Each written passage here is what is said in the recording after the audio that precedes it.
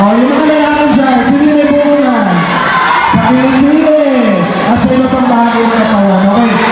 Tama yung sinabi ni Marco. Okay? Sabi ni Sam, sa kwento ni Sam, tinutubuan siya ng buhok sa iba't ibang bahagi ng katawan. Which, ang iba sa inyo ay nakakaroon na. Tama?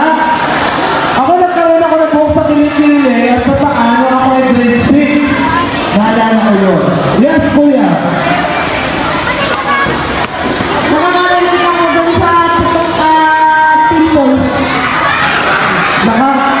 Ito tawag-tawag. Crush na si kuya na. Oy, kung-crush na siya, huwag na kayo magsabi. Hayaan na siya. Okay. Nakakarinig siya dun sa puto at saka pimples. Si kuya ang pogi.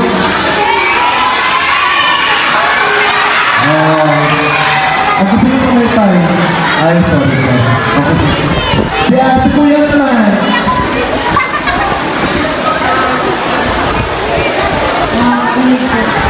Ha?